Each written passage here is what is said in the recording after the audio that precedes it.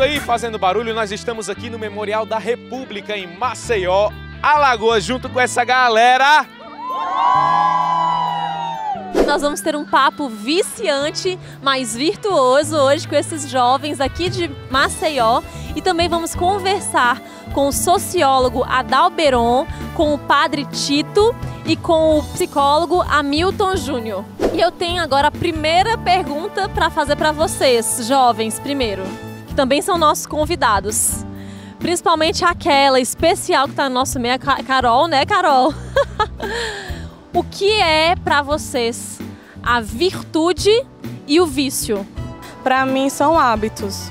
Virtudes são hábitos bons e vícios são hábitos ruins. Os hábitos bons das virtudes nos beneficiam e beneficiam aos outros também. E os hábitos ruins, que são os vícios, prejudicam a nós e prejudicam as outras pessoas também. Para o catecismo da igreja, as virtudes são dons infundidos por Deus, né? Não são adquiridos. Né? Quando o homem recebe o sacramento do batismo, Deus faz com que ele esteja qualificado para, no meio dos outros, dar um testemunho do que de Deus existe nele. Aí ele é um promotor do bem. Este bem nós entendemos como virtude. O vício é o exercício desordenado, desorientado daquilo que nós recebemos enquanto filhos de Deus. Tudo que contradiz a imagem e semelhança de Deus que somos nós é considerado vício, ou seja, algo danoso, prejudicial, que deixa marcas negativas nas pessoas. Tá aí, que clareou total. Alguém tem pergunta? Meu nome é Rafa, eu queria saber, Adalberon, se o vício ele pode começar de uma forma lícita, pode ser algo bom e depois ele fica desordenado. Olha, Rafa, com certeza, o vício pode sim começar a partir de uma coisa que aparentemente é natural e que depois as pessoas vão de uma forma desordenada, colocando aquilo como algo muito maior do que um simples hábito, como foi falado. Um exemplo que nós podemos dar é, por exemplo, o vício da bebida alcoólica ou de qualquer uma outra droga, que pode ser um comportamento socialmente aceito, tolerado e que pode começar com a bebida no final de semana e que depois, se isso não for bem ordenado, acaba transformando isso num vício e que pode ser prejudicial tanto para a pessoa quanto para os que convivem com ele e até mesmo para a sociedade como um todo. Prova disso é que a gente pode perceber a quantidade, por exemplo, de acidentes de trânsito que acabam machucando e ferindo outras pessoas que não fazem parte daquele convívio, mas que acabam se acidentando por conta de alguém que desordenadamente acabou se viciando no álcool. Eu queria saber, Hamilton, como é que eu posso adquirir virtude e virtudes humanamente falando? As virtudes, elas são adquiridas inteiramente de forma humana no nosso cotidiano. Da mesma maneira que, por exemplo, em relação à questão do vício, o vício é o que nos escraviza, as virtudes é o que nos liberta. E nós precisamos sempre entender dessa maneira. O exemplo disso é, quando você ajuda uma pessoa, como você se sente? Qual é a sensação de você ajudar alguém? Ajudar uma pessoa que está com fome. Por favor, me dá um prato de comida e você vai até essa pessoa e dá esse prato de comida. Qual é a sensação que se tem? Não é algo muito prazeroso? Aquela sensação te liberta. Isso é uma grande virtude. A virtude humana, ela é adquirida realmente conforme as suas atitudes no seu cotidiano. Você vai dizer se o seu dia ele vai ser um dia bom ou se vai ser um dia ruim diante das atitudes que você toma quando você inicia. Logo no início, quando você acorda. Quando você acorda e diz, nossa, hoje eu acordei daquele jeito. Vai ser daquele jeito mesmo, né? Eu costumo sempre dizer o seguinte, olha, você quer ter boas virtudes? Comece tendo boas virtudes logo cedo ao arrumar sua cama. Eu sempre digo para os meus pacientes, a sua vida está igual como você deixou sua cama de manhã. Como foi que você deixou sua cama de manhã? Está arrumado ou está desarrumado? Aí diz, está meio desarrumado. Não, sua vida está do mesmo jeito, né?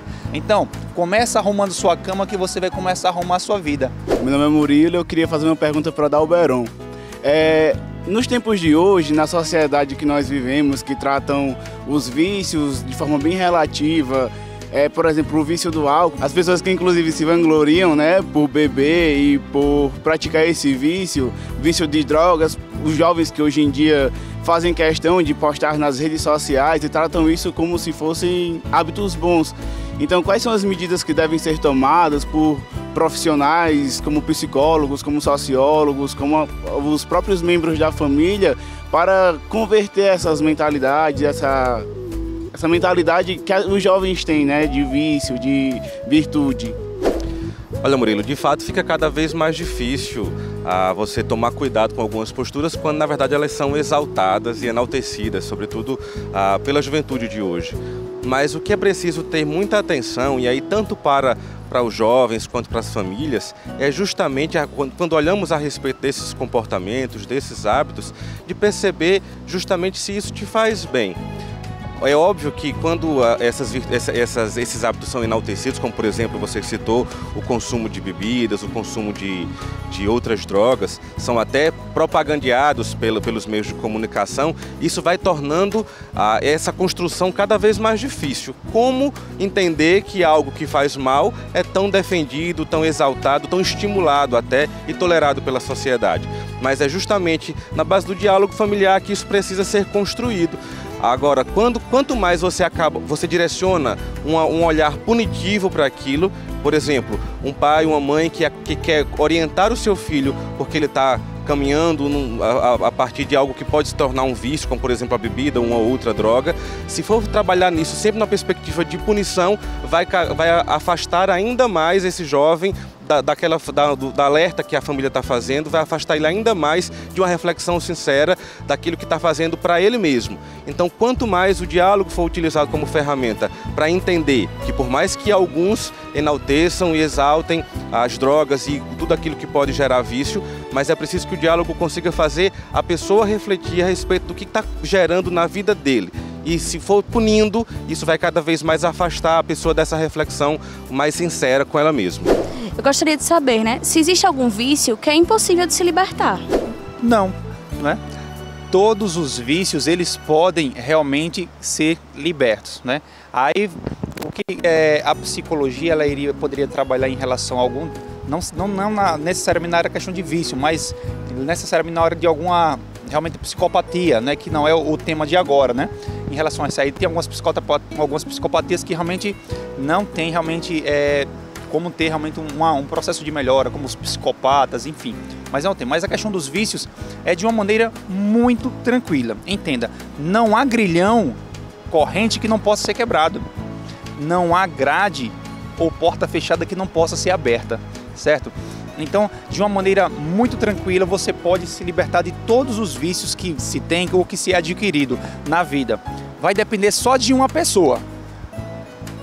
Não é de Deus porque Deus quer.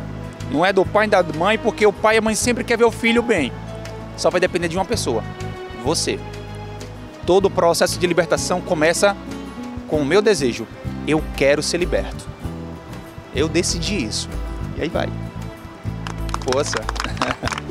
Numa sociedade imediatista como a nossa, como reconhecer os nossos vícios? Olha, Maíra, de fato a gente vive numa realidade onde sobretudo os jovens são afetados por esse imediatismo constante. Então a gente sempre quer algo muito rápido, sempre quer respostas muito rápidas. Mas a forma mais prática de perceber quais são os nossos vícios são justamente aquilo que o psicólogo Hamilton Júnior falava. Isso está te escravizando, isso está te colocando numa situação em que é mais forte do que você ou você consegue administrar. Com cuidado. Muitas vezes a pessoa, dentro do contexto do vício, ela acha que tem força para parar a hora que ela quiser, ela acha que ela pode interromper, pode não fazer, assim ela entenda, mas quando você perceber que mesmo você tendo vontade, aquilo consegue te controlar e aquilo consegue ser maior do que você, então isso é um vício. Agora, como perceber isso no dia a dia, isso vai ficando cada vez mais claro, porque você vai percebendo que o vício vai afetando não só você, vai gerando um incômodo também para as pessoas que estão mais perto, vai gerando um incômodo para as pessoas que mesmo querendo te ajudar, você acaba se afastando delas.